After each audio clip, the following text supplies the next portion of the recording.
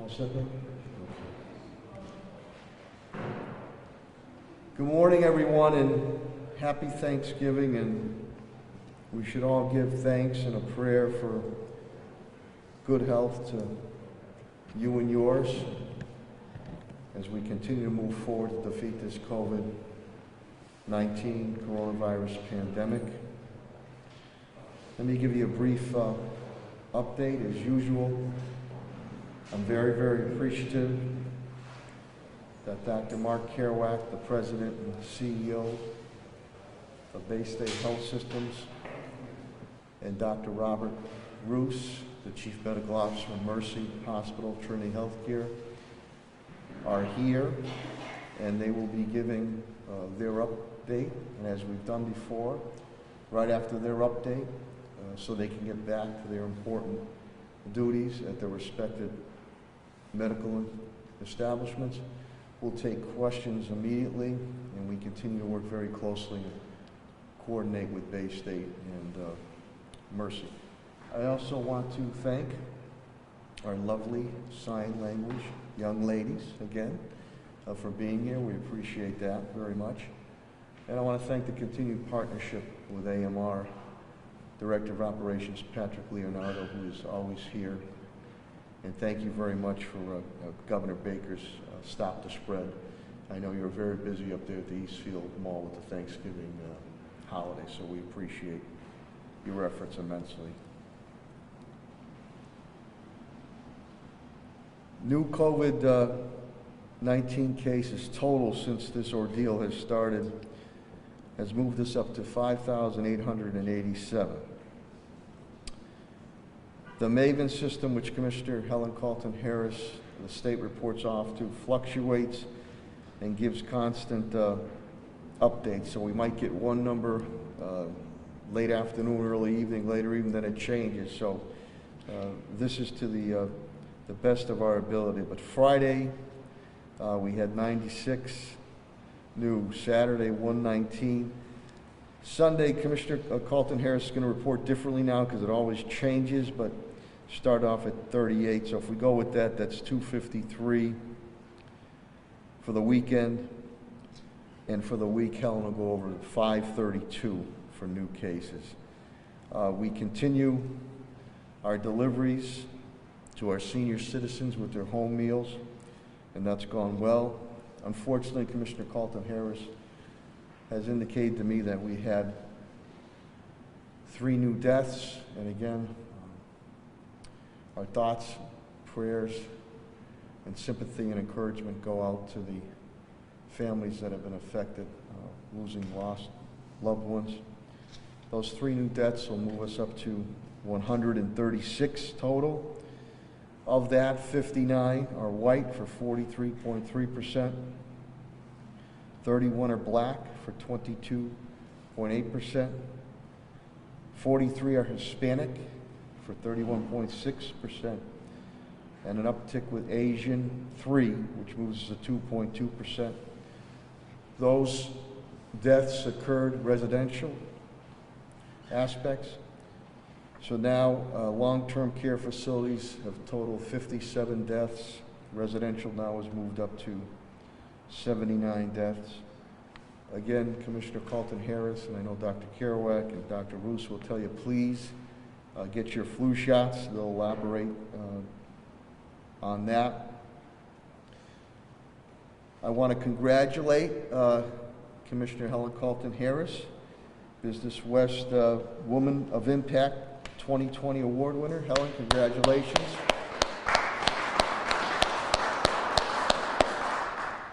As I put in my ad, AKA Meyer, our Dr. Anthony Fauci. Also, Helen and I just recently announced really going to the Office of Racial Equity, our gang intervention prevention initiative, taking it to the streets, as the Doobie Brothers would sing, with the mission.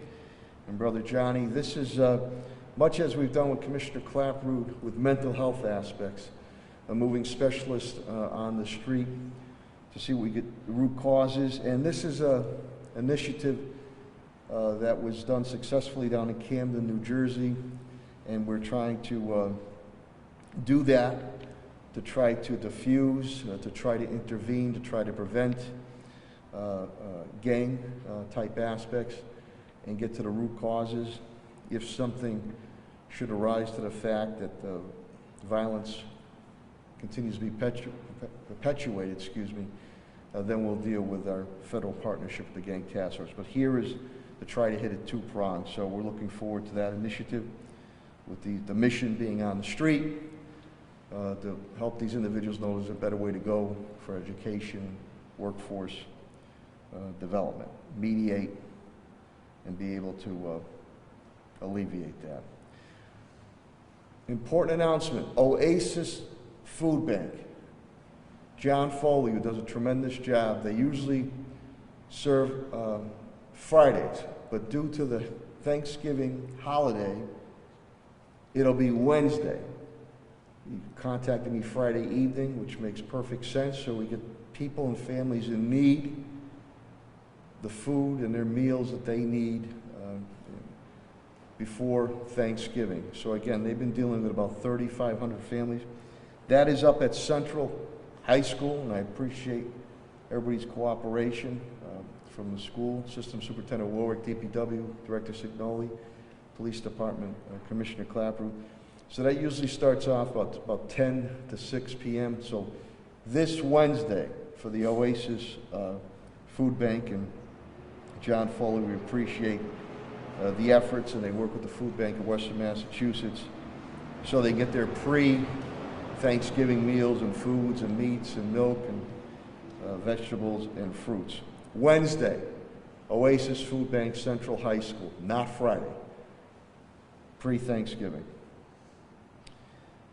Also continue my discussions this Saturday with Judge Ireland as we continue to work with DOJ and our police department on continued initiatives. We put Commissioner Clapper and I put a number of initiatives forward. We are still hopefully awaiting with the City Council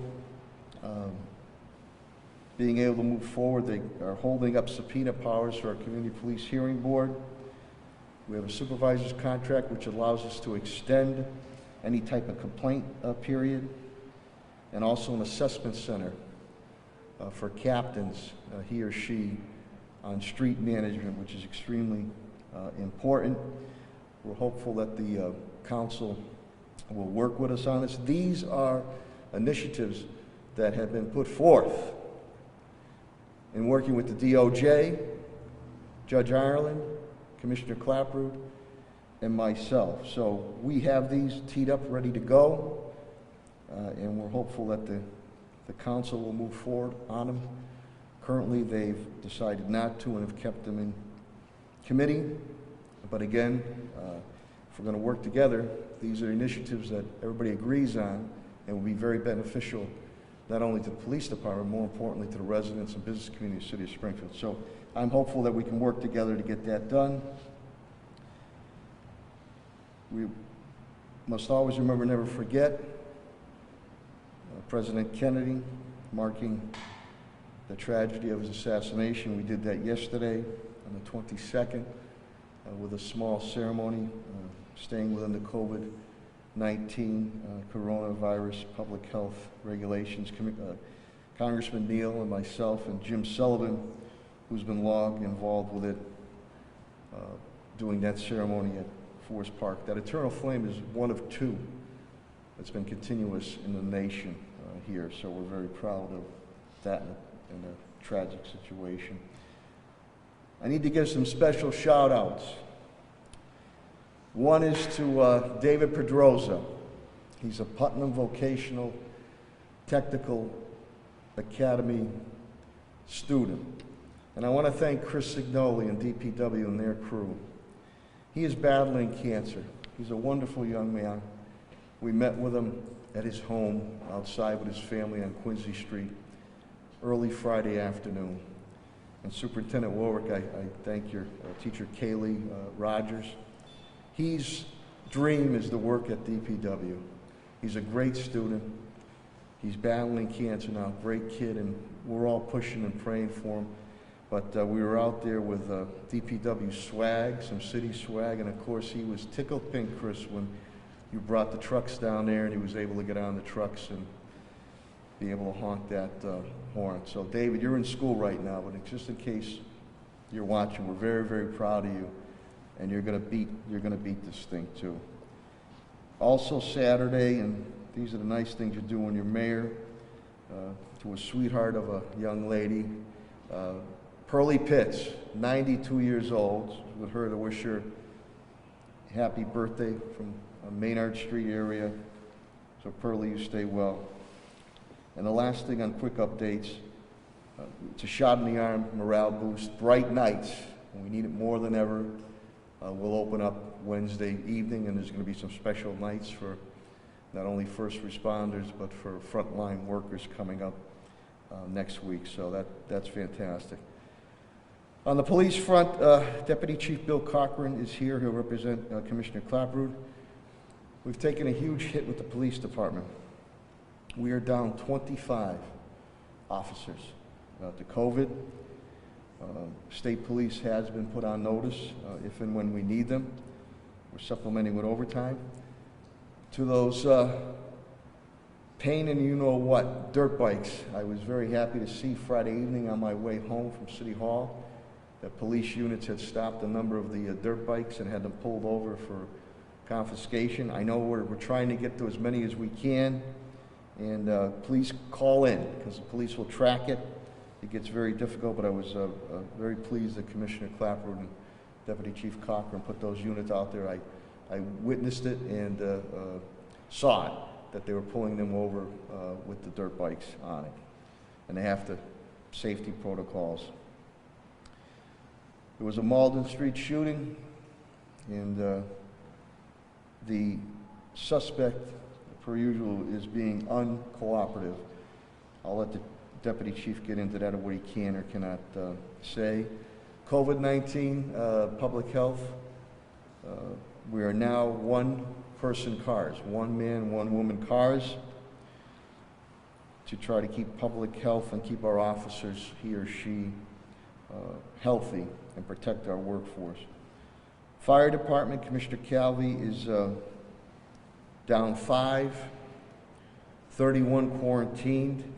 Coverage is there, but we are using overtime to do coverage. Also down 3 dispatchers.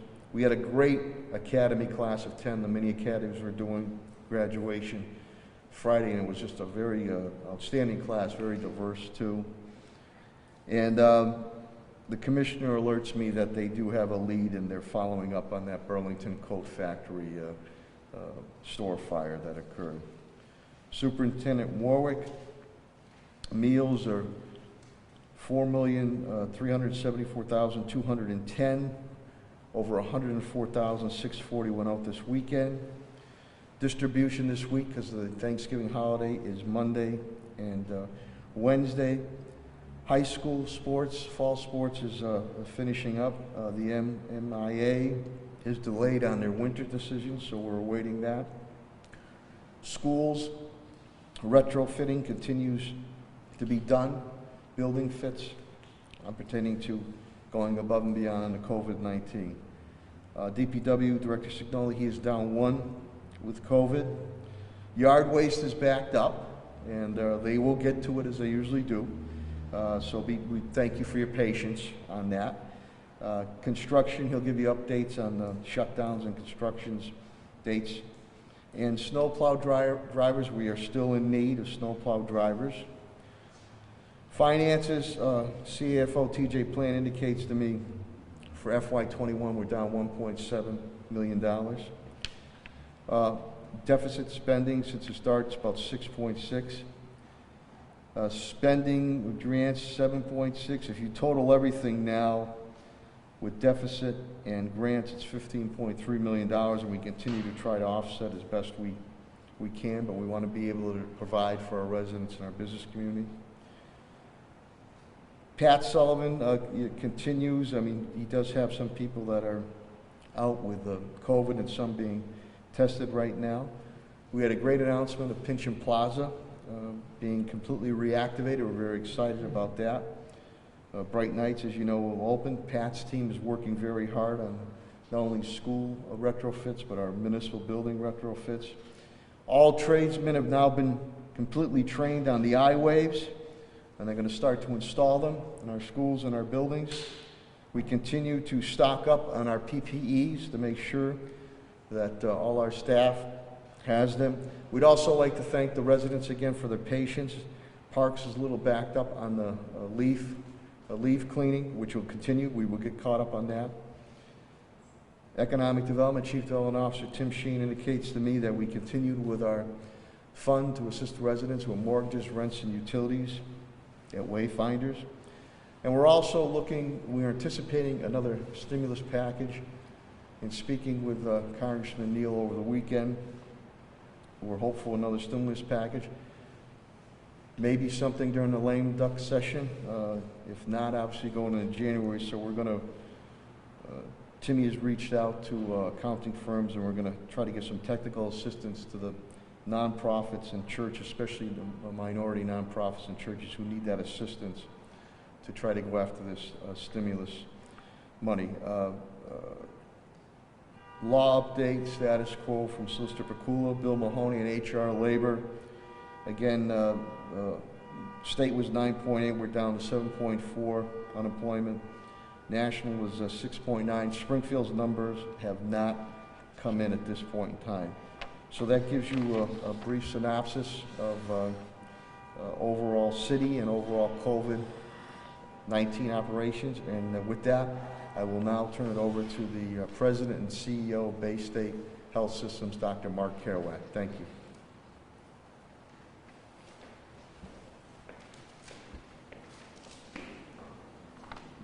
Good morning, everybody. Good to see you here. Thank you, Mr. Mayor, again for the opportunity to share this podium and for the cooperation of your whole team. The COVID-19 virus has continued to spread rapidly across the world, across the United States, and across Massachusetts. We're now at 58 million cases across the world, 1.3 million deaths. The United States has surpassed 12 million cases, and we're nearing about 200,000 new cases every day. Although death rates have not gone up as fast as new case rates, they're still substantial at about 1,300 deaths per day. Many hospitals in the Midwest and the Mountain States are at capacity, and we're seeing the return of refrigerated trucks to be used as morgues, a rather sad sight. Closer to home, Rhode Island, which has had a much higher rate of new cases than Massachusetts, has announced a 2-week pause, a rollback of some of their reopening guidance. Here in the state of Massachusetts, we now have over 200,000 cases, over 2,500 new cases per day, and 10,300 deaths. The number of patients in hospital exceeds 900, and that's a tripling in just the last 2 months. That's across the state. You'll recall about a month and a half ago, they recalibrated that public health map that they use, the red, green, yellow map that shows town by town. And the number of red towns went down from 121 down to 16 because the criteria were much more strict. Well, now, even with those new stricter criteria, the number of towns in the red is up at 62, and it includes 7 towns here in Western Mass: Springfield, Chicopee, Holyoke, West Springfield, Ludlow, Hampden, and Southwick. And there are a dozen other towns that are in the yellow. At Bay State Health, in September, we got as low as 8 cases in the hospital. And over the course of the weeks in November, we more than doubled and got as high as 90. We've now declined to 70, in the 70s these last few days. Today, 75, 68 at our Springfield campus, 7 in our community campuses, and 9 in the ICU at Springfield. However, I don't expect that to hold given Thanksgiving. We're likely going to be seeing another spike in mid-December. We are testing up to 1,000 a day. We have no issues with personal protective equipment. We expect to have more testing come online, partly as a result of our own additional capabilities, but also through cooperation with UMass Amherst, with the students going home some of the routine testing done for students will now be able to be pivoted for folks in our communities, which is a good thing. We also are gearing up to be a regional infusion center for the monoclonal antibody infusion. You'll remember a few months ago I said that in 2021 we wouldn't be talking about convalescent plasma anymore because we'd have something better called monoclonal antibodies. Well, Lilly's has been certified under emergency use authorization, and yesterday the Regeneron product was also authorized.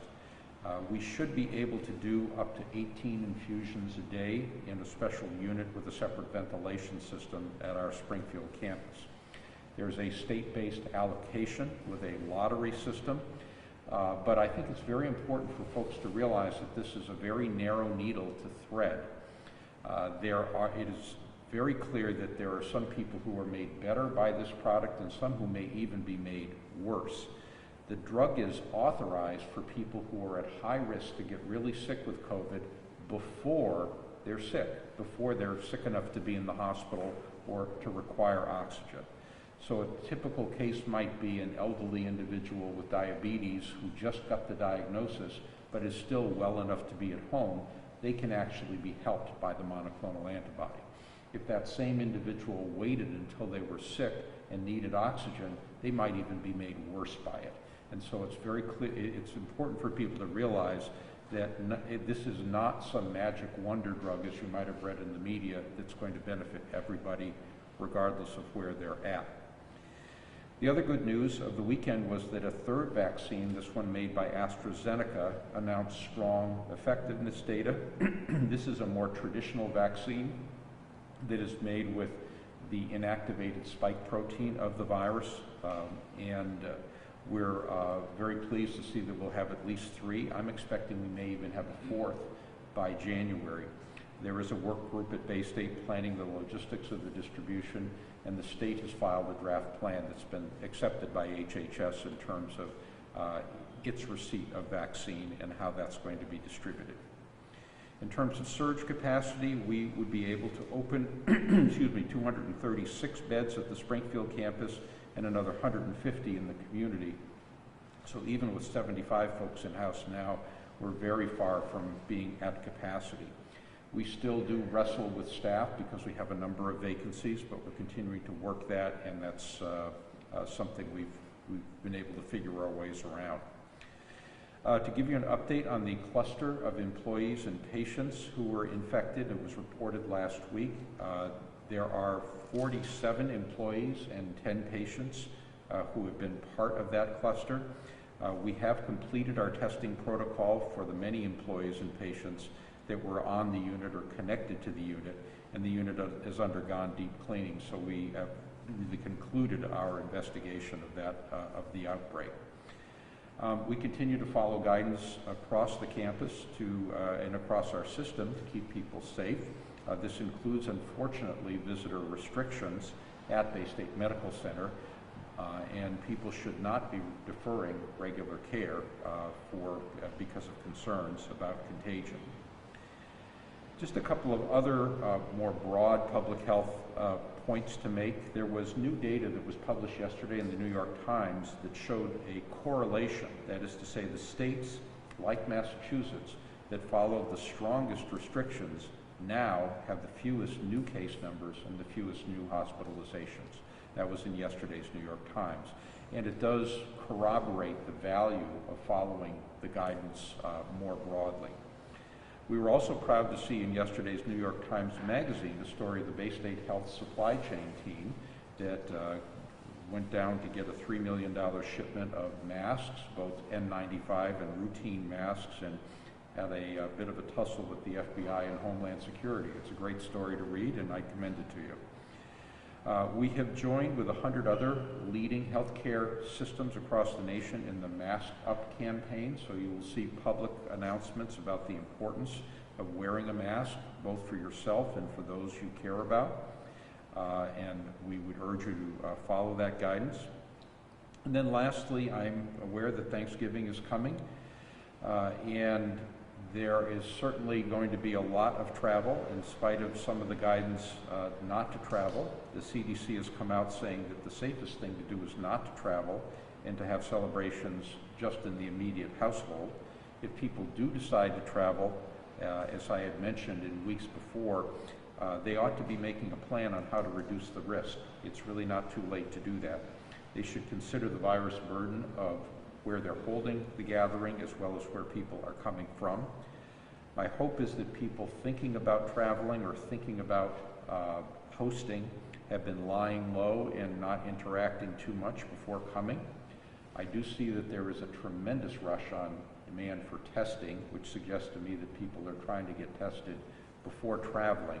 But people need to remember that this is not a free pass. A negative test today may still mean that you might turn positive tomorrow or the next day. It usually takes 3 or 4 days after an exposure for a person to have enough virus to test positive. And so people should not draw false comfort from a negative test. It's not a substitute for masks, distancing, hand washing, etc. The other key things to remember, high-risk individuals, meaning the elderly, people with diabetes, obesity, high blood pressure, should really think twice about joining a gathering of people outside their households. People with symptoms, whether you're hosting or traveling, ought to really change your plans and not go. Then the usual things, outside is better than inside, small groups better than large groups. Consider ways to improve the ventilation of the spaces you're going to hold these events, and try to observe distancing and masking when you're not eating.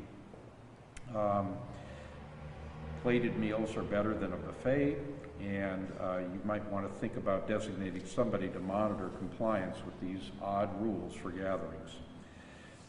Finally, I'm going to, that all-American holiday, Black Friday, is probably the ideal super spreader event if you think of the videos you've seen of people crowding in stores and whatnot. And so I would strongly urge people to think about doing it online this year and avoiding those crowds.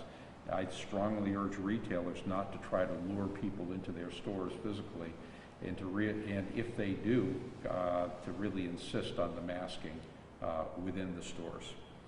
So with all those caveats and all those buzzkills, I will still wish you all a happy Thanksgiving, and hope that you enjoy and are thankful for good health, and thankful for the fact that summer's coming, and we will have a way through this terrible time. So, Mr. Mayor, thank you for your time. Appreciate it. There is no truth that Dr. Mark Kerouac is the Grinch this year, so okay, let's leave that out. Without further ado, we'll bring up Dr. Robert Bruce, the Chief Medical Officer of Mercy Hospital Trinity Healthcare. We all need a laugh. So thank you, Mayor, and thank you to your entire team as well, and also to the media for continuing to report out amidst the pandemic here, such important information. This is a pivotal week. When we look across the country in a year that's been full of challenges, this week stands out to me as a very important week in regards to the future of the next several months in terms of transmission of the coronavirus and how hospitals all across the country are going to have the ability to collectively handle it. Thankfully, this morning the situation at Mercy Medical Center is not much different than it was last week. We do have 14 hospitalized patients, of which 5 are in intensive care.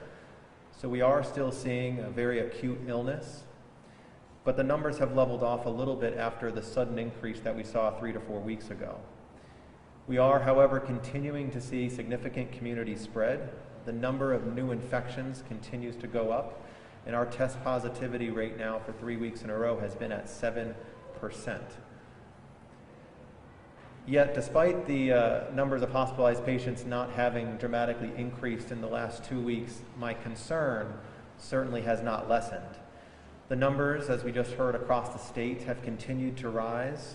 We have over 2,000 new infections per day, a test positivity rate statewide of about 5% when we take out the repeat tests from institutions of higher education, and there's almost 900 individuals hospitalized with COVID across the state currently. and 25 deaths per day. We've also crossed that threshold of 200,000 confirmed infections and over 10,000 deaths since the beginning of the pandemic here in Massachusetts. As was mentioned, our surrounding states are also experiencing similar trends and surges, evidenced by the fact now that all of the states, except for Vermont and Hawaii, are now on the Massachusetts travel advisory list. And the article yesterday did highlight that it's no shock that those two states remain with the lower numbers of infections and hospitalizations as both Vermont and Hawaii, while very different geography, instituted some of the most stringent restrictions earlier on in the pandemic and are faring better than all other states at this point. When we look across the country, the level of concern continues to rise. There's now more than 12 million infections, with more than a quarter of all the total infections this year now having occurred in the month of November. We still have almost a week to go, and there's been more than 3 million infections. We're averaging over 170,000 per day, and are approaching 3 consecutive weeks with daily new cases over 100,000. Hospitals across the country are reaching capacity, and while we're in a different situation than we were in March and April, because there is more PPE and sufficient numbers of ventilators. The concern is really about the trained personnel that have to don the N95s or operate the ventilators. This is no small concern. Hospitals in the Midwest and the Great Plains are struggling with capacity, and if it can happen there and the virus spreads here, it could also happen here. This is a different context than March and April, where as a country we were only seeing about 60,000 new cases per day at its maximum. Here in the Northeast, we were the ones that were treading water, trying to keep our head above water at a time when we were learning a lot about the virus, and rising numbers of cases and illnesses were coming into our hospitals and stretching our resources. We were learning about a virus that was less predictable than some of those viruses before it. We were also learning that this virus proved to be extremely potent, and in some cases baffling. But we redesigned our operations as healthcare systems, from our facilities to our processes to our personnel, in order to keep patients safe. And as a community, we pulled together in many, many different ways. At Mercy Medical Center and at hospitals all across the country, we felt this very, very, very tangibly in what was unprecedented collaboration, from schools and universities offering up residence halls to help house colleagues, from staff coming from other states to help provide care to those most needy, from local restaurants and businesses offering meals, to the countless people offering support, gratitude, and prayers. But perhaps most importantly, in March and April, that was very different. We were feeling the support by all the members in the community following the guidance we've been talking about in terms of staying home, being physically distant, wearing masks, and finding new ways to connect during hard times. And as a result of that, we pulled through. There's some very challenging circumstances. Here in Massachusetts, we suppressed the virus to extremely low levels. At Mercy, we managed to get down to 0 hospitalized patients on 3 different encounters, and regionally, the numbers were just in the teens. And we were all able to enjoy a summer that was full of getting back to some of the things, although not all, that are important to us, including small outdoor gatherings, schools, and businesses. And so, this Thanksgiving week, I've been giving this a lot of thought. And despite 2020 being unlike any other, and it being full of great challenge and pain and tragedy and loss, I do think there's a lot for us to be thankful for. At Mercy, we're grateful for the over 2,000 colleagues, the nurses, the techs, the therapists, the providers, the EVS, the dietary workers, and everyone who continue to show their commitment to keeping our community safe. The courage to come into work every day and the resilience to do it, even though we know we've got a long way to go.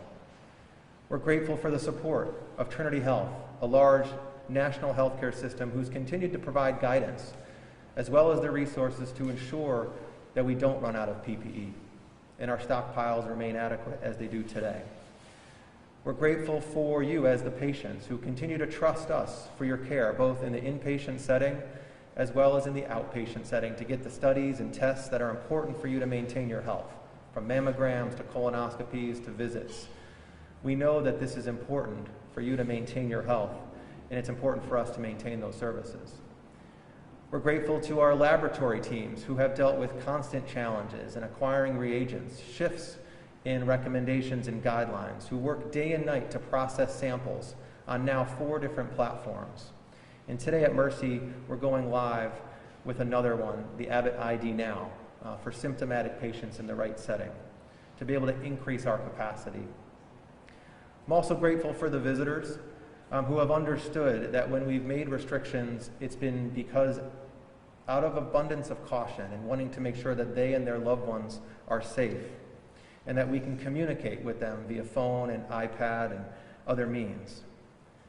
I'm also very grateful for the collaboration with local healthcare systems like Bay State Health and others who've shown us all that we can share knowledge and work together and prepare for things and new challenges, like any regional surges of patients or setting up ways to deliver monoclonal antibody treatment to our patients. I'm also grateful for the support of the local and national delegation who have not only shown up to learn about this virus each and every day, but also shown us as hospitals and healthcare systems the support that's critical to our immediate and long-term success. But more than anything, looking back on this year, I'm grateful to those of you that have continued to heed our advice from day one and continue to keep yourself and others safe by wearing a mask, by being cautious about where you go and who you interact with, and by staying home if you're sick. This Thanksgiving, wearing a mask and not having a large gathering is one of the greatest gifts that you could give to our community. We've unfortunately seen spread of the virus amongst each of our previously celebrated holidays, starting with Memorial Day, then July 4th, and Labor Day and Halloween. But with this holiday, one where we're taking stock of the things that matter, as we move into a colder season and the rates are overall higher, the stakes are also higher. There is a lot to be hopeful for in 2021. We've had recent announcements about the vaccines, which now 3 showing a high degree of effectiveness.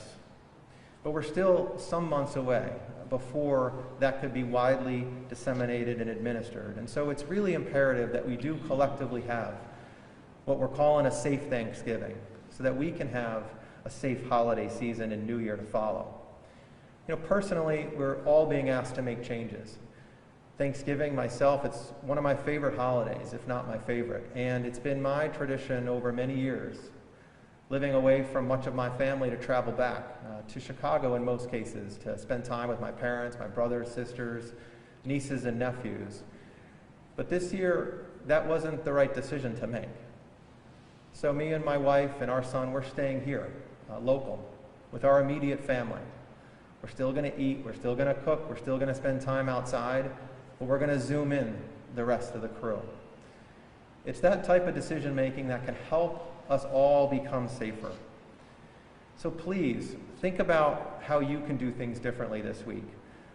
Not only to keep yourself safe, but to protect our frontline workers, to protect our schools, to protect our businesses. The Centers for Disease Control has given some excellent guidance, as was reviewed, and would encourage you to think about it. Also, if you're looking for some additional information, or to speak to somebody else, or to have your questions answered about holiday preparations, there's going to be an event tomorrow. That's a collaboration between the Public Health Institute of Western Mass, Bay State Health, and Mercy Medical Center, airing on local television at 4 o'clock tomorrow afternoon. There will be a town hall where the experts review practices to keep yourself safe, answer questions about vaccinations, and review some of the public health principles that have gotten us this far in the pandemic. So again, thank you. Thank you for what you've done. We've shown a lot over the course of this past year, but thank you even more for what we're going to do in the future together. Let's not stop now. Thank you, Dr. Roos. We now have Dr. Caregiver. Dr. Roos, up for any questions or comments from the media on Russo? Question next week. I wanted to ask you guys about the vaccine, because I'm sure you saw it, and then I put out there efficacy numbers, Moderna and Pfizer. And although you mentioned that it's not going to be widely available until next year, for the healthcare workers who are higher on the distribution list, do you guys have the ability, or are you making changes to ensure that you're able to store some of the vaccines in a safe and effective way? I think the Pfizer vaccine has to be kept really, really cold until a couple hours before it's administered.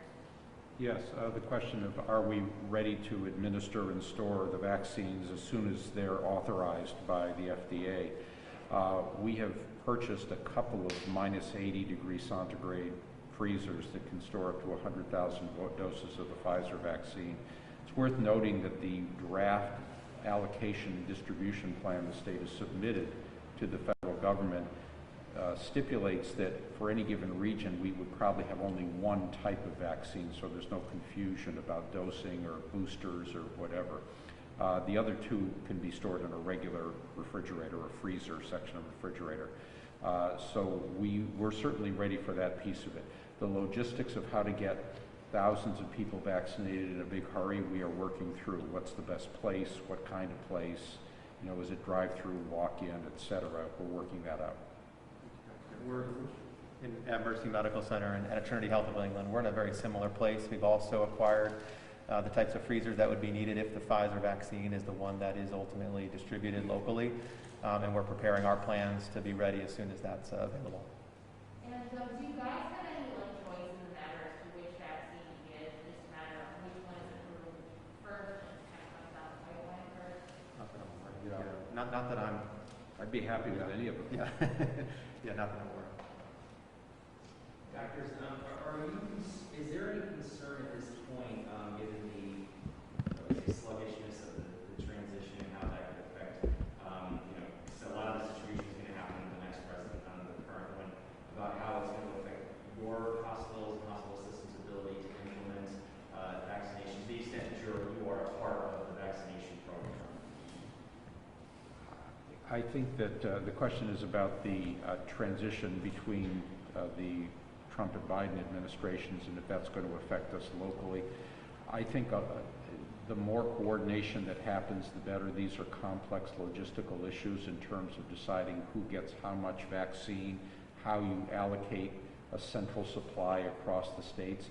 Right at the current moment, as bad as things are in western Massachusetts, they're not nearly as bad as they are in South Dakota or Utah or Wisconsin. And it will be important for us to understand what the rules are and how we get our fair share of vaccine. And so the more coordination that happens there, the better. And the sooner it happens, the better. Dr. Roos? I don't have anything else additional. So right now, right now as it stands, you guys don't know how many doses of vaccine you'll get in the first round, the first wave? Right. In terms of how much there is currently nationally, there's roughly 20 million doses of the Moderna vaccine and 15 million doses of the Pfizer vaccine. There's another 35 million doses of Pfizer that's elsewhere in the world. But it's a two-dose vaccine, so figure maybe close to 20 million individuals will be able to be vaccinated by early January. And the question of how you divvy that up amongst the states and how the states then divvy it up amongst the various regions is something that has been put to paper, but it's not really been carefully, in a detailed way, executed. There's some getting into the minutia about that. I mean, because this is a two-dose process separated by several weeks, I mean, is there any consideration of the fact that, there's supposed to be manufacturing a vaccine in that period between the first dose and the second dose? So, is planning just assuming that the doses that we have are just for 20 million people, or is it like kind of like there's obviously going to be some coming out in that time period as well. Like, is it a more of a wave as opposed to 20 million people start and, you know, you're just kind of going with that? They're going to continue to ramp up production, so more and more vaccine is going to become available, but they're estimating that they're not going to have more than the 35 million doses I mentioned by the end of December. And there also are some complex logistics for any two-dose vaccine because you don't want to give somebody two different lots of the same vaccine. So you'll need to have ways to store the vials that have been used for individuals for shot 1 before they come for shot 2. So it's complex.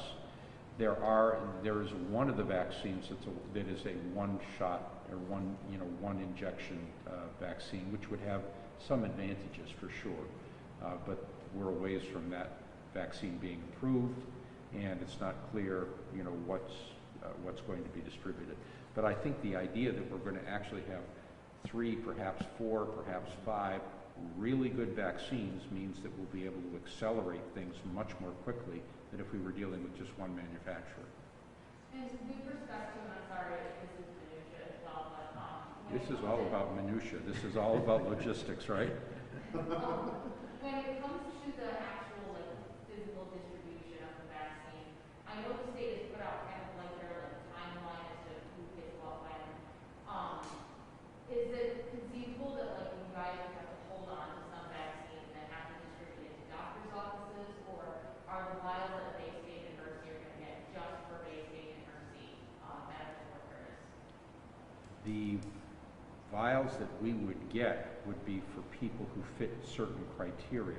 So if somebody, let's say, is a healthcare worker at Shriners Hospital and has a doctor at Bay State, they might well get their vaccine at Bay State. So it will be more rules-based rather than organization-based. Does that answer your question? No, that's my Paul, do you have a minutia question? No, I'm going to change the topic off the vaccines. You mentioned the New York Times story yesterday about the correlation between the states that have put in tough restrictions and how they're doing now. The outlier that appears to be Rhode Island that did put tougher restrictions in place, but now is seeing a real explosion in cases. And as you mentioned, they've had to roll back to their reopening. What do you think is going on there? And is there some lesson that we should be watching for in Massachusetts as a result of Yeah, what we're seeing in Rhode Island? I don't know. I have not been following the Rhode Island story in detail. I would observe that the population density in Rhode Island is much higher than it is in Massachusetts. And I'm not sure in terms of the acceptance of the guidance as well. There is, when you look at the correlation and you put all the states on a graph, it is a bit of a scatter plot, but there is a clear relationship, and there are some that are a little bit off the line, if you will. But just the same, and so that may have to do with other special factors related to the geography or the extent to which the guidance was accepted and followed, too. And just one question for Dr. Karolak. Have you traced the source of your recent outbreak at the hospital? I don't think we could say it definitively at this point. Any other questions? Matt? Just one other question, doctors. You both said that that you're referring to patient levels have been stable for the last week. I realize it's just 1 week, but they're even statewide. We saw some declines over the last couple of days, or barely budging. I'm noticing a similar pattern in Connecticut's numbers as well. Do you have any insight as to how we're still seeing record numbers on a day-to-day basis of cases and not necessarily seeing it translate or lagging more so? Because it looked like our patient numbers were going up, roughly 2 weeks or so following the increase in cases, and now it's just kind of leveling off. Is there any scientific or epidemiological theory on that? So, typically what you would see is the rise in cases followed then by the rise in hospitalizations and deaths, although certainly we've seen that to a slower degree, to a lesser degree during this wave as opposed to the prior, because of many of the things that we've talked about. When I look at the daily dashboard, you'll notice that the average daily numbers of new infections and the test positivity rate have just started to decline a little bit, but the hospitalizations are still on the uptick. And so I have not yet seen, while we've had an experience over the past 7 days that it hasn't continued to increase significantly, it does still appear that statewide it is increasing, albeit slower than maybe it was a couple of weeks ago. We had a holiday now almost 4 weeks ago with Halloween, and we can, I think, trace back in many situations events, gatherings, holidays where people tend to congregate together, with often being the impetus for some more community spread. And it's possible that if it's a spike related to a particular defined day like that, then it's not going to be as sustained as it would be if there is a wide-scale change in behavior over several weeks. Any other questions or comments? Okay, thank you very much, Dr. Caregiver. Thank you. Happy Thanksgiving. Yeah. Thank you. Happy Thanksgiving. Thank you for what you continue to do for us. Appreciate that. We'll now move away from the minutia part of our press conference and go into the presentation of Commissioner Helen Carlton Harris on our public health aspect here in the city. And again, to the media, thank you. All the questions are important. It's, the people that I run into are very appreciative of getting all this information. So, but we need to laugh every once in a while. My or our Dr. Anthony Fauci, Commissioner of Health and Human Services, City of Springfield, Helen Carlton Harris. Thank you, Mayor, and as always, you are the best. Appreciate your support. Thank you to Bay State Health and Mercy Trinity. It is amazing to have these two hospital systems and these leaders who come with us and give us credible information every Monday. So thank you. I'm not going to repeat the statewide numbers, but in Hampden County, we have 14,404 positive cases. The deaths in Hampden County is 883, and in the city of Springfield, the mayor has told you, we have increased by 3 deaths, and we are at 136. The average age of hospitalizations in the Commonwealth is 66, and the average age of deaths is 81. I'm going to go over our dashboard that you see in front of you. On board number 1, you'll see a confirmed COVID-19 case 3-week total comparison from November 1st to November 21st. The week of November 1st, there were 399 cases. The week of November 8th, there were 697 cases. And last week, we recorded 632 cases. That is 65 cases fewer than we had the previous week. Confirmed COVID-19 cases, November 15th through November 21st. On Sunday, there were 62, Monday, 109, Tuesday, 44, Wednesday, 98, Thursday, 104, Friday, 96, and on Saturday, we recorded 119. As the mayor said to you, we will be reporting from Sunday to Saturday now. If you recall, last week, I reported on Sunday there were 30 cases. Another 32 came in the next day. So in order to give you complete data, we will report from Sunday to Saturday.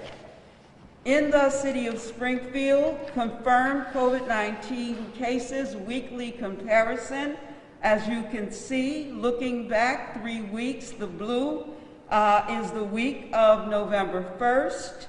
The orange is the week of November 8th, and then the current week of November the 15th. And as you can see, the cases have escalated. We are still seeing cases in record numbers. However, last week's cases were higher than this week's cases. Let's look at the ages, which is on board number 2 to my left. And we see 30 years and under is 44% of our cases. 31 to 50 is 35% of our cases. Together, that is 79% under the age of 50. If you recall, last week that number was 73, which means that there have been an increase of about 6% in that group under the age of 50. So the under the age of 50 age group still is a concern as far as risk behavior is concerned, and the numbers increasing. The 51 and older age group is 21%.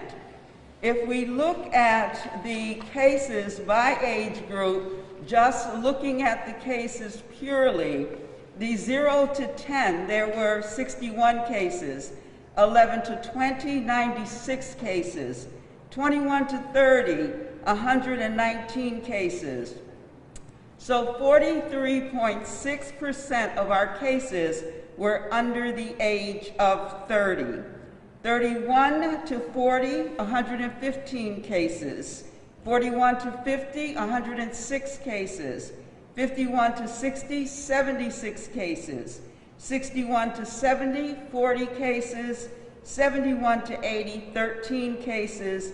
81 to 90, 5 cases. And 91 to 100 was 1 case. And so, under the age of 50, again, is 79%, but under the age of 40 is 61.8% of our cases. The cases by zip code, you can see this is on board number 2 to my left. You see the 01109, 2, 01103, 10, 01104, 121, 01105, 48, 7, 52, 8, 117, 9, 128, 18, 55, 19, 35, 28, 8, 29, 23, 51, 31, unknown, or we could not determine, there were 2. I'm going to look at this more deeply by population because I think it is important. While I have reported to you zip codes where the numbers were high, it's important that we look at the populations as well in those zip codes. And so 01101, the population that registered, and this is the city's population from 2014 to 2018. So we recorded 0 population in 01101 at that time.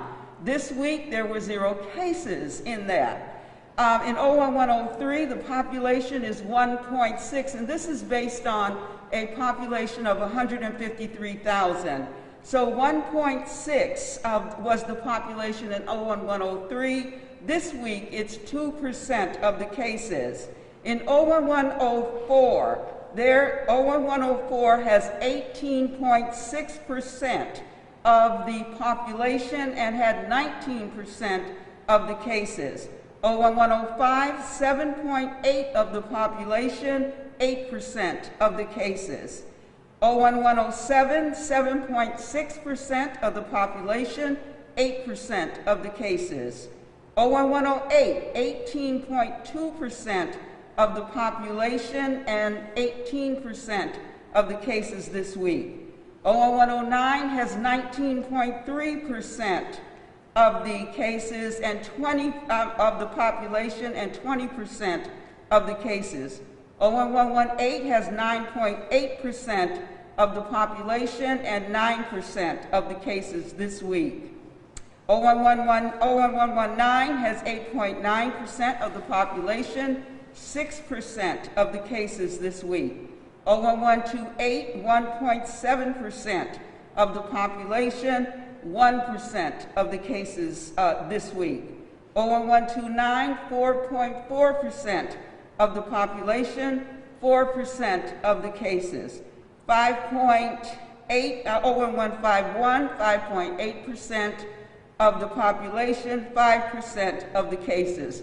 What is important about that is, as I have reported to you, those zip codes that have high case rates, they also have high population. So the population is pretty consistent for the most part with what we're seeing in the numbers of cases. Now, I don't want anyone to think that this is good news, because this is not where we should be as a municipality, but it is important just to acknowledge that the zip codes that have the most populations have the most cases, and so it does not mean that we are disproportionately representing the numbers at this point. So it's pretty consistent with the population. The map on the floor, the map of the city of Springfield, that map is showing you just the cases from November 8th that are red dots to November the 19th. And when we look at board number 2 and we're looking at the races, we have a large unknown, and that's always a concern. But when we look at those data gathering sheets and we just see where it says unknown or it says other, we have been told that other is Latinx, and so that's what you will see in those numbers. So last week, Black African American was 11%, Latinx 28%, white 31%, and again, that unknown was 28%.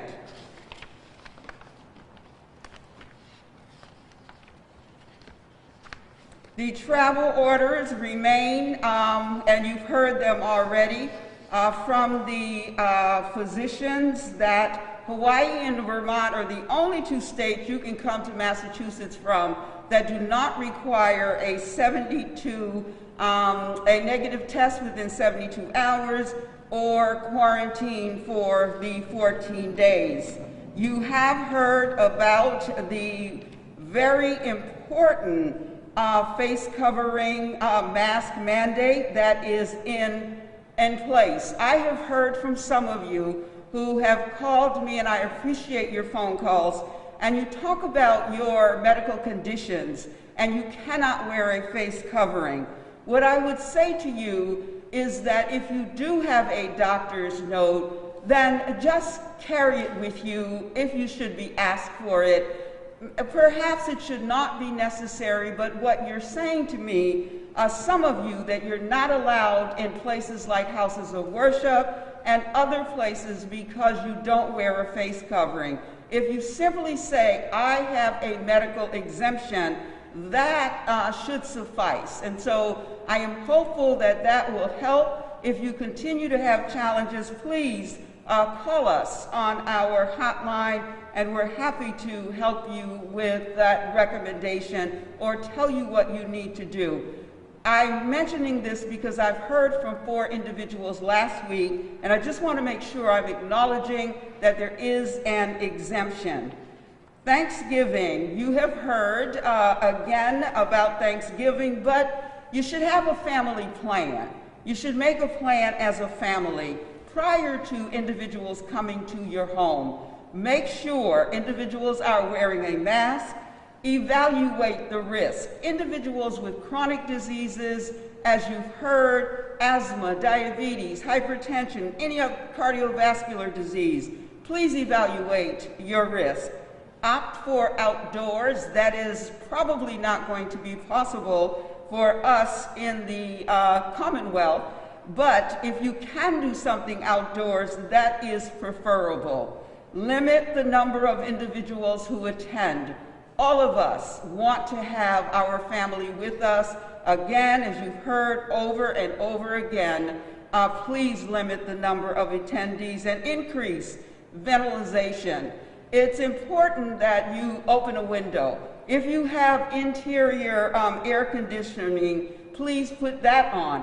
What we're trying to say is air circulation in the environment is the best thing that you can do when you're having individuals in your home. Discourage direct contact. and encourage hand washing. I know all of us wash our hands constantly during dinners or gatherings, but we want to be more vigilant.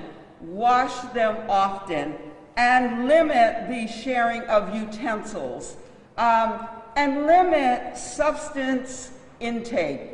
Alcohol, marijuana is legal, and so I would say to you that we tend to lower our inhibitions when we've had some libation, and so it's important for us to understand that during this time, we should limit our substance intake, and when I say substances, I'm talking about marijuana, which is legal, and alcohol to a minimum, because we want to make sure people are not taking risks because they're not in a position to make good decisions because of their intake. The Department of Health and Human Services does have materials for neighborhood councils and businesses who want them, and we have handed many of them out, but we do have other flyers and materials in English and in Spanish. You can call our hotline, 750-3250. We will be happy to get those to you, or you can pick them up, or you can call the wonderful woman who works with me. Her name is Shirley. She is at 886-5018, area code 413.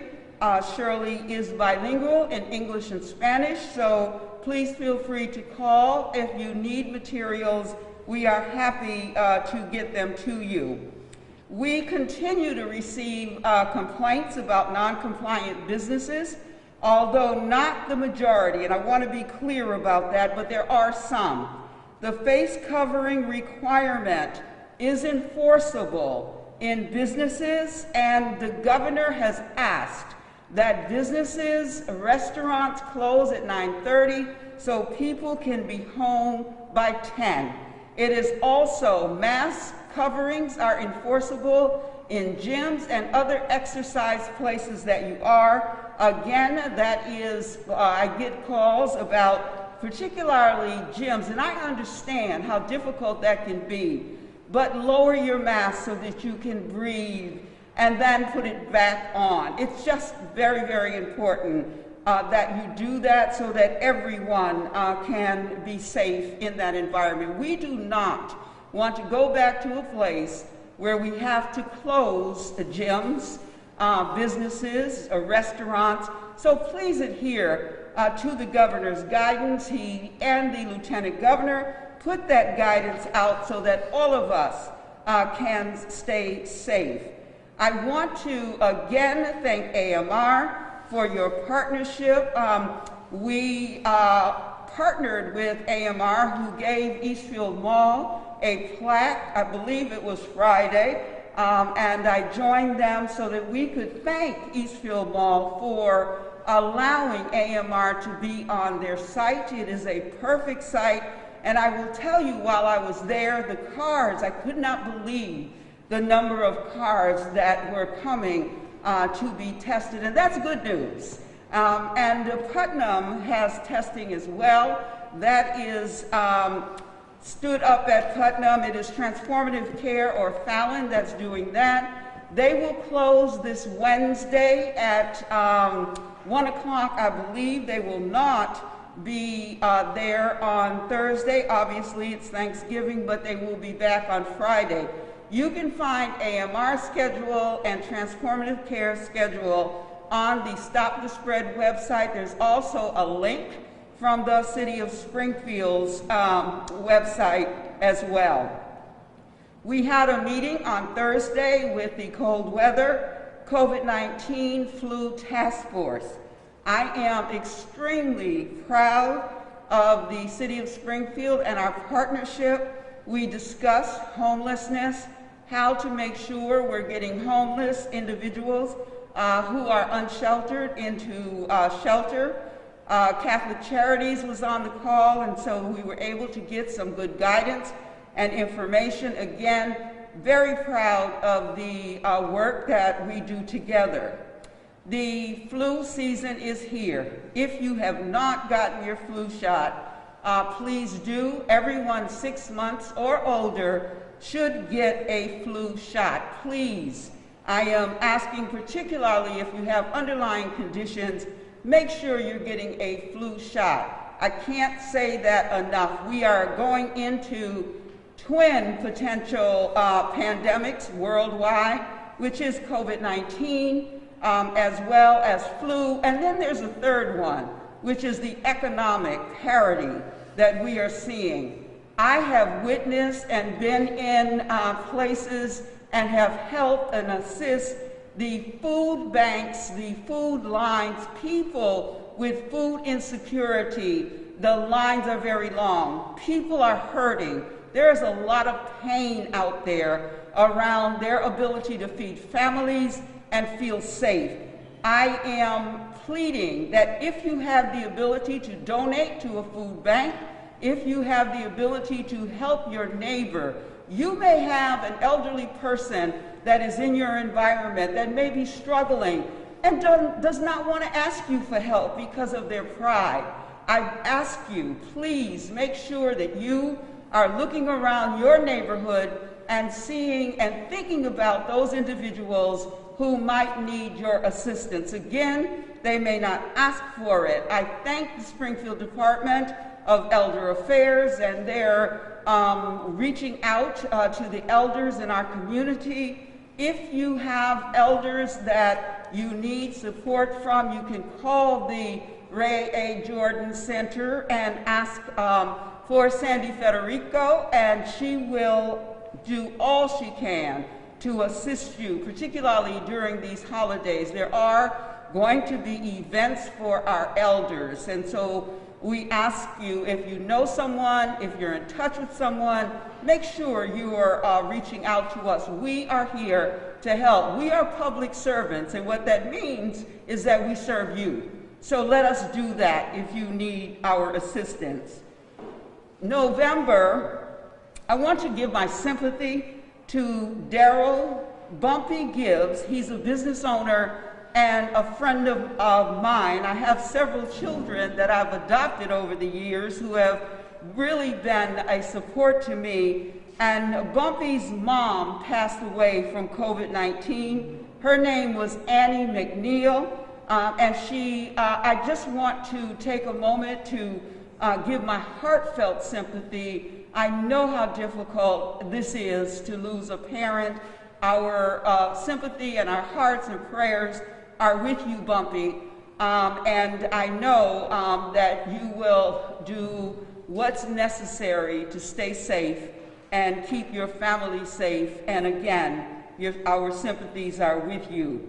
November is Caregivers Month, and I want to just take a moment to thank Mayor Dominic J. Sarno and the women of Alpha Kappa Alpha, Xi Xi Omega Chapter, who on Friday gave me one of the most amazing and emotional tributes that I've ever received. They read a proclamation from the mayor, which was absolutely beautiful, and I just very much appreciate that the fact that they cared about me enough to give me that amazing tribute and wrote a special poem for me that said, "You got me covered." And I know that you all do have me covered, and I thank you so much for your love and support. I have the best sorority in the world. I was going to say the United States, but it is international, so thank you very much. If there are caregivers in your life, whether they are frontline workers, or it's your grandparent, or it is your child, someone is taking care of you, or someone is taking care of each other. This is Caregivers Month. Please stop, celebrate that individual, tell them that you care about them, and tell them that you are thinking of them. I can tell you, from what I experienced, it is a wonderful, wonderful thing to do, and it makes that individual feel amazing. It is about the blessed of us helping the rest of us. That is absolutely when you have your health, when you're able to get up in the morning and do your job, when you're able to be in a place where you're feeling healthy and well, then you're blessed. And so what our job is to help us with a can-do attitude. So it is the blessed of us helping the rest of us. Thank you to the Public Health Council for the City of Springfield, the staff of the Department of Health and Human Services who do go above and beyond. And again, thank you, Mayor Sarno. I am very much appreciative of your proclamation and certainly of your support. Thank you. Thank you, Commissioner Carlton Harris. Thank you, Helen. Bumpy, I didn't know about your mom. My sympathy, thoughts, prayers, and encouragement. Great family, and very sorry for your loss. Difficult any time, but especially during the holidays. May God rest her soul. We'll now go into the public service, the public safety part of the press conference, and we will start with the Fire Commissioner of the City of Springfield, Bernard B.J. Calvi.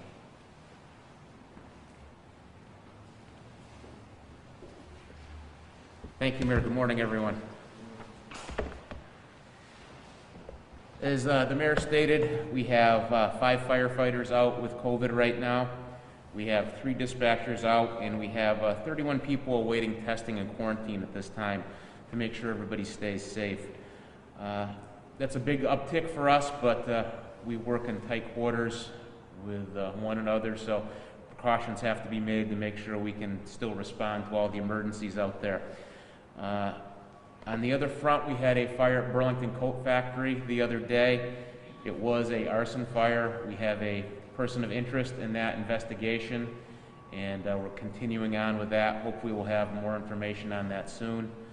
Other than that, I'd like to remind everybody that Thanksgiving coming up, a lot of people are going to be cooking at home. Make sure you exercise safety while you're cooking. If anybody's going to attempt to cook a turkey, make sure you defrost it first before you dump it into the hot oil. That will have a catastrophic fire if that happens. And just everybody be careful over the holiday weekend. Stay safe, and happy Thanksgiving to everybody. Thank you. Thank you, Commissioner Calvi. And now with the police update, Representative Commissioner Cheryl Clapwood is Deputy Chief Bill Cochran.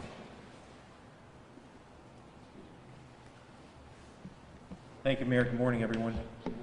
The Springfield Police Department currently has 25 officers out with positive COVID results, and we have 14 officers that are out with COVID testing awaiting the results.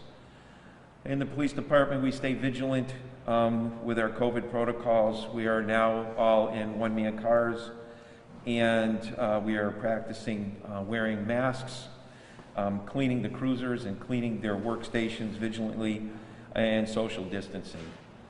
The police department had a busy weekend. We did on Friday evening, I think the mayor talked about it already, we had a shooting on Malden Street at around 6:25 p.m. The victim was hit several times by gunfire. He's expected to recover, but he was uncooperative with the investigators at the scene, and even went after he was released from the hospital. So this is an ongoing investigation that the detectives are coordinating. We continue to do serious enforcement on those rogue dirt bikes that everybody's seen riding throughout the city. We're doing the best we can to corral them and cite them or take whatever law enforcement action is necessary to curb that activity. And we are coordinating currently with the Spirit of Springfield for the opening night of Bright Nights this Wednesday to make sure everybody has a safe and good event there. So in that, have a great Thanksgiving. Thank you, Mayor. Thank you, Deputy Chief Cochran. Thanks, Bill. On the school front, Superintendent Dan Warwick is here. He will give you an update pertaining to the Springfield School Department. Superintendent Dan Warwick.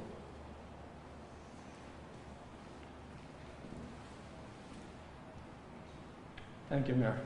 Good morning, everyone. To begin with, on our food distribution, we continue to go at a tremendous rate.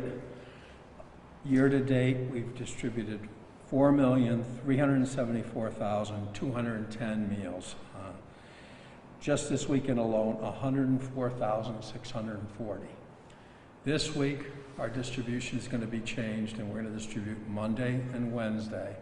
But again, it's going to take through the Thanksgiving holiday and through the weekend for our families. So same schedule, but again on Monday and Wednesday, and you'll get the distribution through the weekend. With the mayor's support, and Pat Sullivan and Helen, our health commissioner, we've had Bob Kirshner going through our buildings. That work continues, taking a look at all of our buildings, and again looking at ventilation and prescribing exactly what we need to do to exceed the ASHRAE standards, which is our goal. And I believe there's only two school systems in the state that are working to achieve those standards that I know. And we're making progress with that. The orders are in, and we're doing all the work to get that mammoth task accomplished. And I can't say enough about Pat Sullivan and the team and their support with that effort. We are going to be running a major town hall meeting to get input from the public after Thanksgiving. We're working with Focus Springfield on that. They've been our partner for the one we ran in August. And as soon as they have the equipment and are ready to go, we're going to do that. And again, the opportunity for the public to give input. The last one we ran, we were able to have two-way communication in 6 different languages. So we're working to do that again, and there's considerable technology involved. Just as a reminder to the public, flu shots are mandated, and we're going to require them for students for school after January. So we're working. There's a lot of opportunity to get flu shots, but we're really encouraging families to avail themselves of that opportunity. That's going to be so important when we go back to school, that flu shot piece is taken care of, so we're not dealing with multiple issues at the same time. We're still distributing iPads to preschoolers. Any family who doesn't have one, contact their school. They can pick them up at the school, or we'll drop them off at their houses. We're using our transportation program for that. Our sports program, we're concluding our fall sports program right now. And our winter sports program right now, the MIAA has said they're going to delay the start. Usually the winter program starts right after Thanksgiving. They're talking about a delay either into mid-December or maybe into early January. So we'll get you more information as we have it. And again, that would be under the MIAA. Remember, for any family with technology assistance needs, we have a helpline to provide assistance with that. And since we've gone back to school September and October, our attendance, and we're taking attendance as we do traditionally, has been at 91.9%.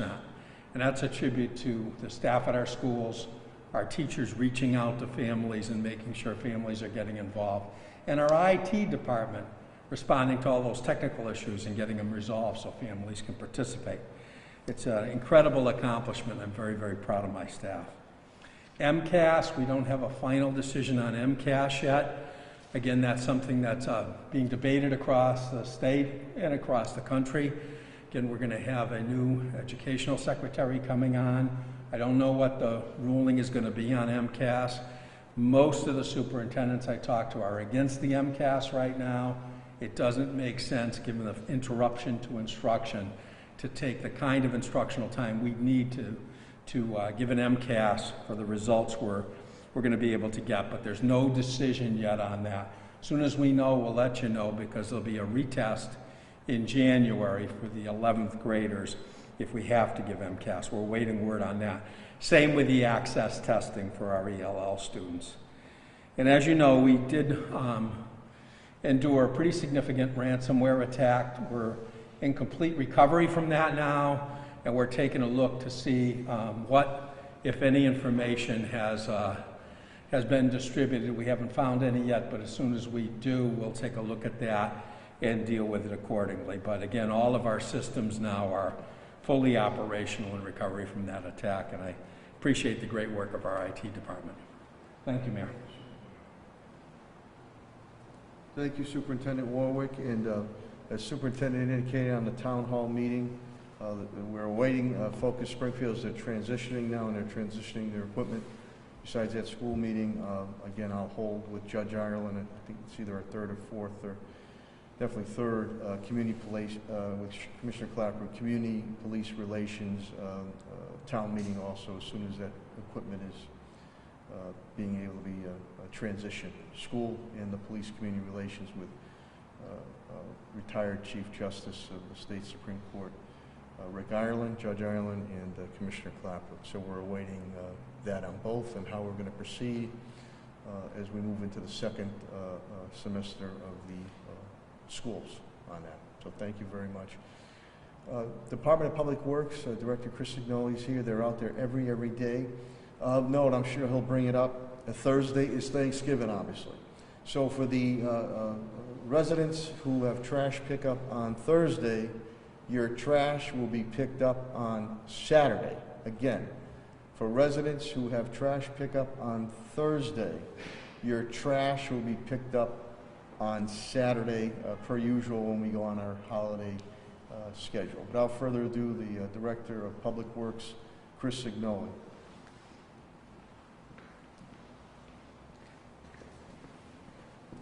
Mayor, thank you. The Department of Public Works currently has 1 employee out with COVID. As the mayor mentioned, our Thursday trash will be picked up on Saturday. We will be doing a press release on that today through DPW, Facebook, as well as through the mayor's office of communication, and we'll be coordinating that with Bill Baker. I also want to echo the mayor on what happened on Friday afternoon. David Mendoza, freshman at Putnam. I want to thank Scott Donnellan in my office, Jimmy Gibo, who we were able to be out there and honor the student fighting cancer, working his way through school, not missing any of the school dates. And I want to thank former city councilor Timmy Rook, who actually notified me of that a week or so ago, and we were able to set that up. It was a great event to be able to do that. Yard waste, we are behind. We are working, today is on last Wednesday, so hopefully we will start to pick up on that. Our construction, our permits for work in the street ends December 4th. That may get extended depending upon weather, but major construction projects will be shutting down basically at that point. There will be 1 or 2 projects that will continue to work throughout the winter that are time sensitive related to some major construction projects. DeBerry School, for example, there will be some work in that area. The city is still looking for snowplow drivers. The incentive period for a higher rate, excuse me, is this Wednesday, but we will be taking applications through the beginning of the year. So we are looking for drivers. The DPW also has a number of openings for drivers and for mechanics that are posted on the city's website. So if you are interested, please look at that and sign up. And if you have any questions, get in touch with us through 311. But there are a number of openings within our department. That is it, Mayor. Thank you very much. Thank you, Director Signoli. Thank you, Director Signoli. Thanks, Chris. Again, the City of Springfield's in business of doing business, and Chief Development Officer Tim Sheehan and his unit have done a tremendous job getting money out to not only our businesses, but also our residents in need. So the Chief Development Officer of the City of Springfield, Tim Sheehan.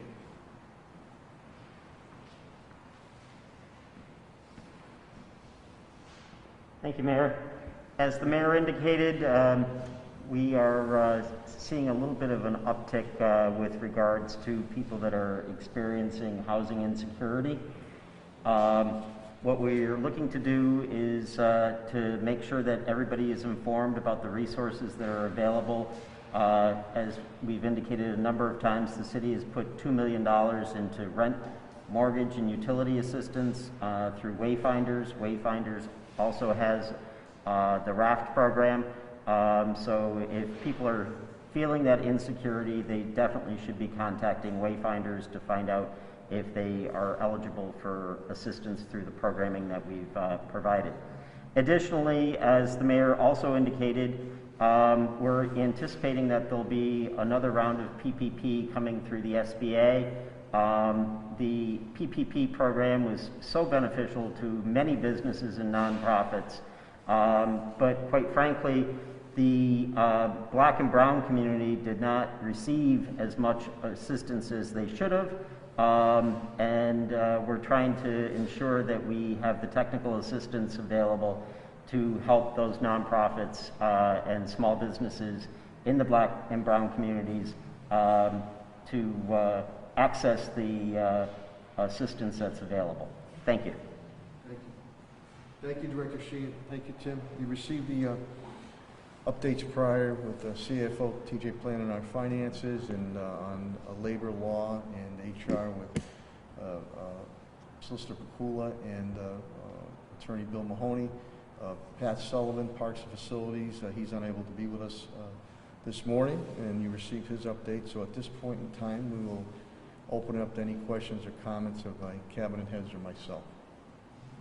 Paul? The reported in the Boston Globe this morning that the State Public Health Department had a video conference yesterday afternoon with municipal officials around the state. Was anybody from Springfield on that call? I will let Commissioner Carlton Harris, our point person, speak of that. Solo Dennis from my department was on. I do not have the update yet because it was yesterday and I have not seen him yet this morning. Any other questions or comments? Mr. Mayor, earlier you had said that in discussing some of the negotiations with DOJ, there were various things that they were approving of. Which ones were they? Did they say that they supported or Working with Judge Ireland, DOJ, Commissioner Clapper. Again, we've had it before the council for quite a while, and in ordinance form too. Subpoena powers for our community police hearing boards. Also, on the complaint time frame, if there's a complaint that comes in, that would be extended, and also the assessment center. Supervised, that would be with the captains pertaining to scenarios and situations on the street. So those are things that have been put forth to the council, and I look forward, want to work with them, but those are things that everybody's in agreement that in working with the DOJ and working with Commissioner Clapwood and Judge Ireland, that would be beneficial to all involved, especially to our residents. So hopefully we can come to some type of So those three things are things that you've that's got beside feedback from DOJ about? Yes, yes. And that's besides the other initiatives that we have put forth already, from body-worn cameras down. I believe we are the largest, Deputy Chief Cochran, I believe we are the largest department, if not in New England, I believe, that is wearing body-worn cameras. We're well over 400. We're nearing all our officers, which is over 500 sworn personnel, and Commissioner No, Boston hasn't even done it. And Commissioner Clapwood's also ordered narcotics, which that unit's been completely revamped 2 or 3 years ago, and Captain Brian Keenan and team have done a tremendous job, and from my understanding, we have not received one complaint in the last couple of years on that. So we moved on a number of initiatives. We want to continue to work with DOJ and Judge Ireland, of course our community, Commissioner Clapper, but these are initiatives that are right now have been stalled or stuck in the City Council, and I'm hopeful that that could come about. It would be very beneficial in continuing to move the department forward. Any other questions or comments? Okay, I want to thank again the media. You're here faithfully every Monday, and that's important to get information out, and the minutia out also, because that's crossing the T's and dotting the I's.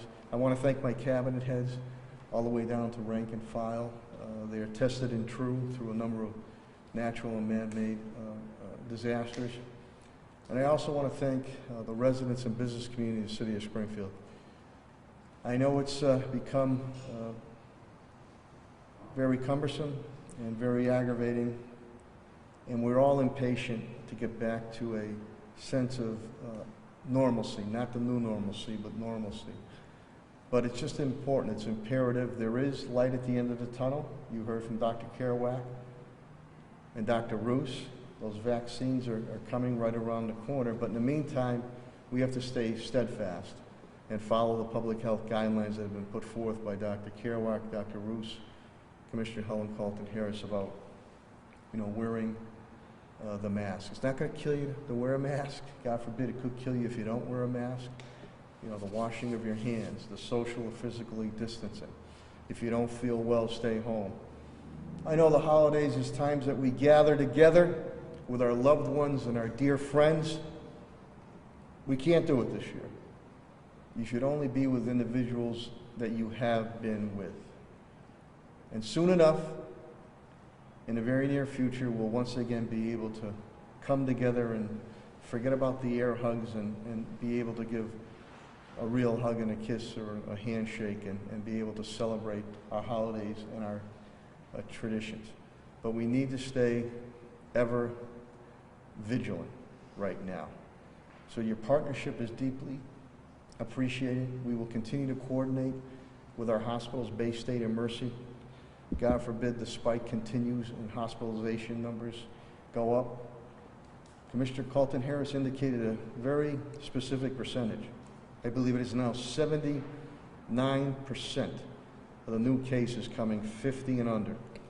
And 20 and under, 30 was 40-something percent. So to our younger people, you are not invincible. You are not invincible. And if you don't want to think about yourselves, think of the loved ones you're around if you want to flaunt and not wear that mask. So we are going into the holiday season of Thanksgiving, and there is a lot to be thankful for.